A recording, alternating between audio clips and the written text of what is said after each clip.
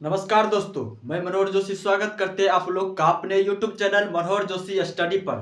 तो कैसे आप लोग, आशा करते कि आप लोग बहुत ही अच्छे होंगे, कुशल मंगल होंगे। दोस्तों, हमने पिछले क्लास में दिल्ली सल्तनत में गुलाम वंश और खिलजी वंश को पढ़ लिया था। आज हम लोग तुगलक वंश को पढ़ेंगे। इससे पहले आप लोग के लिए छोटा सा लाइन है कि जैसे जैसे आप अपनी मंजिल की ओर बढ़ते हैं वैसे वैसे आप शांत रहना सीखिए। जैसे जैसे आप अपनी मंजिल की ओर बढ़ते हैं वैसे वैसे शांत रहना सीखिए, क्योंकि आपने सिक्कों को आवाज करते हुए देखा होगा, लेकिन नोट में आवाज नहीं होता है और नोट का वैल्यू सिक्का से बहुत ही ज्यादा होता है। चलिए स्टार्ट करते हैं अपने क्लास को। तुगलक वंश का कार्यकाल 1320 से 1414 ईस्वी तक रहा। तुगलक वंश की स्थापना गयासुद्दीन तुगलक ने किया। गयासुद्दीन तुगलक का कार्यकाल 1320 से 1325 ईस्वी तक रहा। गयासुद्दीन तुगलक का वास्तविक नाम गाजी मलिक था। गयासुद्दीन तुगलक ने दिल्ली में तुगलकाबाद नामक शहर की स्थापना किया। दिल्ली सल्तनत में सर्वप्रथम सिंचाई के लिए नहरों का निर्माण गयासुद्दीन तुगलक ने करवाया। दिल्ली सल्तनत में सबसे ज्यादा नहरों का निर्माण फिरोज शाह तुगलक ने करवाया। देखिए, इस दोनों में आप लोग को कंफ्यूजन नहीं होना है। दिल्ली सल्तनत में सर्वप्रथम नहरों का निर्माण किसने करवाया, अगर ये प्रश्न पूछे आपसे तो आप लोग गयासुद्दीन तुगलक बताएंगे।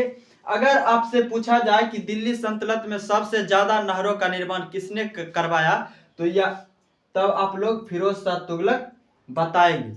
देखिए, प्रसिद्ध सूफी संत निजामुद्दीन औलिया गयासुद्दीन तुगलक के समकालीन थे, यानी जिस समय गयासुद्दीन तुगलक का शासनकाल चल रहा था उस समय निजामुद्दीन औलिया जीवित थे। गयासुद्दीन तुगलक का मकबरा तुगलकाबाद में, यानी जिस तुगलकाबाद शहर की स्थापना गयासुद्दीन तुगलक ने किया था वही पे इसका मकबरा है। इतिहास में दो ऐसे शासक हुए जिनका महल लकड़ी का था, एक थे चंद्रगुप्त मौर्य और दूसरा थे गयासुद्दीन तुगलक। यहाँ से भी प्रश्न पूछे जाते हैं, आपसे प्रश्न पूछ देगा कि कौन ऐसे शासक थे जिनका महल लकड़ी का था, तो एक थे चंद्रगुप्त मौर्य और दूसरा थे गयासुद्दीन तुगलक।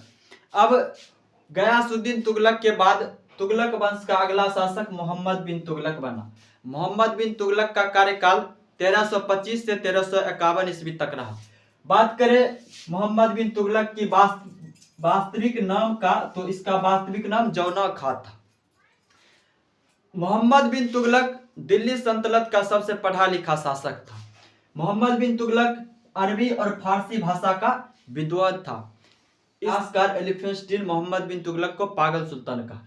अब आपके मन में एक प्रश्न बन रहा होगा कि जब मोहम्मद बिन तुगलक दिल्ली सल्तनत का सबसे पढ़ा लिखा शासक था, जब ये अरबी और फारसी भाषा का विद्वान था, तो इसे इतिहासकार एलिफेंस्टीन ने पागल क्यों कहा। देखिए, जब ये इतिहासकार एलिफेंस्टीन मोहम्मद बिन तुगलक के दरबार में आया था तो मोहम्मद बिन तुगलक उनसे अरबी और फारसी भाषा में बात किया, जिसे एलिफेंस्टीन ने समझ नहीं आया, उसको ये भाषा समझ में नहीं आया, जिसके कारण एलिफेंस्टीन ने मोहम्मद बिन तुगलक को पागल सुल्तान कहा। 1333 ईस्वी में एक प्रसिद्ध मोरक्को यात्री इब्न बतूता भारत आया, जिसे मोहम्मद बिन तुगलक ने काजी नियुक्त किया। 1333 ईस्वी में एक प्रसिद्ध मोरक्को यात्री इब्न बतूता भारत आया, जिसे मोहम्मद बिन तुगलक ने काजी नियुक्त किया। यहाँ से भी प्रश्न बनते हैं, पूछेगा आपसे प्रश्न कि मोरक्को यात्री इब्न बतूता किस शासक के दरबार में आया था, तो मोहम्मद बिन तुगलक हो जाएगा। मोहम्मद बिन तुगलक के दरबार में इब्न बतूता भारत आया था। इब्न बतूता की सबसे प्रसिद्ध रचना सफरनामा रहेला है, जिसमें भारत और मोरक्को के बीच व्यापारिक संबंधों का वर्णन किया गया है। कई बार ये भी प्रश्न पूछा गया है कि इब्न बतूता की सबसे प्रसिद्ध रचना क्या है, तो इब्न बतूता की सबसे प्रसिद्ध रचना सफरनामा रहेला है। और इसमें किस चीज का वर्णन किया गया है, तो इसमें भारत और मोरक्को के बीच व्यापारिक संबंधों का वर्णन किया गया। मोहम्मद बिन तुगलक दिल्ली सल्तनत का प्रथम शासक था जिसने सती प्रथा को प्रतिबंधित करने का प्रयास किया। मोहम्मद बिन तुगलक से पहले कोई भी शासक सती प्रथा को प्रतिबंधित करने का प्रयास भी नहीं किया। सती प्रथा का साक्ष्य सर्वप्रथम एरन अभिलेख से मिला। देखिए यहाँ से भी प्रश्न बनते हैं, पूछ देगा आपसे कि सती प्रथा का साक्ष्य सर्वप्रथम किस अभिलेख से मिला, तो एरन अभिलेख से सती प्रथा का साक्ष्य सर्वप्रथम मिला। दिल्ली सल्तनत में सती प्रथा को प्रतिबंधित फिरोज शाह तुगलक ने किया। फिरोज शाह तुगलक के मृत्यु के बाद सती प्रथा पुनः चालू हो गया।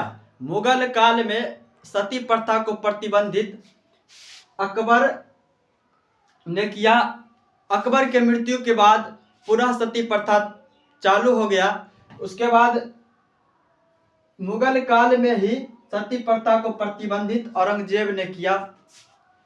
अंततः भारत में सती प्रथा को पूर्णतः प्रतिबंधित 1829 ईस्वी में राजा राम मोहन राय के सहयोग से लॉर्ड विलियम बेंटिक ने किया।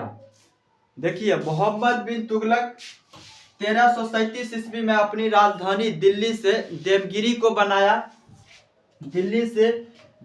को बनाया और देवगिरी का नाम बदलकर दौलताबाद रखा। पुनः इसने अपनी राजधानी दौलताबाद से दिल्ली को बनाया। देखिए हुआ क्या, जब मोहम्मद बिन तुगलक दिल्ली में था, दिल्ली यानी उत्तर भारत में, तो दक्षिण भारत में विद्रोह शुरू हो जाता था। और जब यह दक्षिण भारत विद्रोह को दबाने के लिए जाता था तो इधर फिर पुनः उत्तर भारत में विद्रोह शुरू हो जाता था। इसी क्रम में मोहम्मद बिन तुगलक ने अपनी राजधानी दिल्ली से दौलताबाद को बनाया। फिर जब ये दौलताबाद में रहने लगे तो इधर उत्तर भारत में दिल्ली में विद्रोह शुरू हो जाता था। पुनः इसने अपनी राजधानी दौलताबाद से दिल्ली को बनाया। उसके बाद 1351 ईस्वी में तट्ठा जो सिंध में पड़ता है में विद्रोह दबाने के क्रम में अचानक तबीयत खराब हो जाने के कारण मोहम्मद बिन तुगलक की मृत्यु हो जाती है। अब मोहम्मद बिन तुगलक के बाद तुगलक वंश का अगला शासक फिरोज शाह तुगलक बना। फिरोज शाह तुगलक की कार्यकाल की बात करें तो फिरोज शाह तुगलक का कार्यकाल 1351 से 1388 ईस्वी तक रहा। फिरोज शाह तुगलक को दिल्ली सल्तनत का अकबर कहा जाता है क्योंकि इसने अपने शासन काल में 6 प्रमुख शहर की स्थापना किया।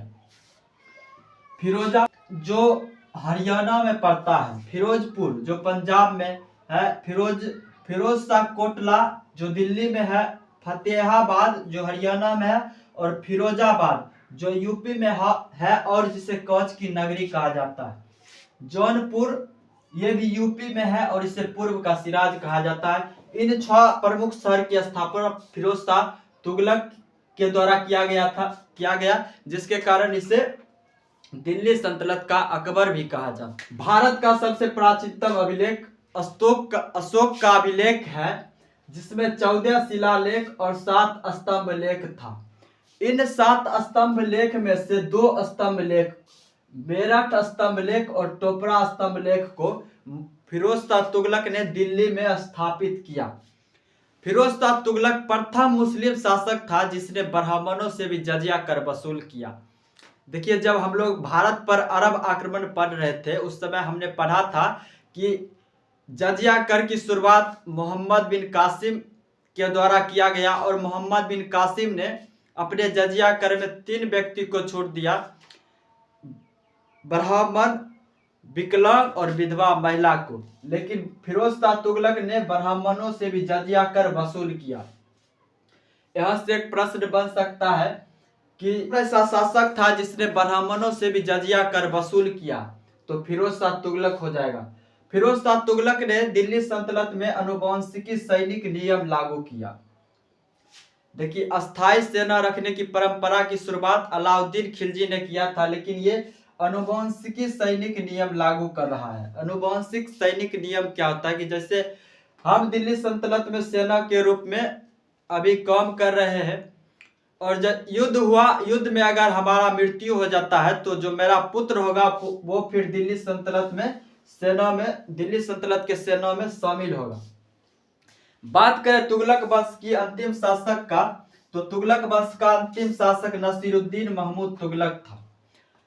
भारत पर तैमूर लंग का प्रथम आक्रमण नसीरुद्दीन महमूद तुगलक के कार्यकाल में हुआ था। अब देखिए 1414 ईस्वी में नसीरुद्दीन महमूद तुगलक की हत्या करके खिलजी खान ने दिल्ली सल्तनत में एक नए वंश सैयद वंश की स्थापना किया। हम लोग अगले क्लास में सैयद वंश और लोदी वंश को पढ़ेंगे। आज इस तरह से तुगलक वंश समाप्त हुआ। तो कैसा लगा आज का ये क्लास आप लोग को? अगर अच्छा लगा तो हमारे चैनल को सब्सक्राइब करें और अपने दोस्तों में शेयर करें। फिर मिलते हैं हम लोग अगले वीडियो में, तब तक के लिए जय हिंद, वंदे मातरम।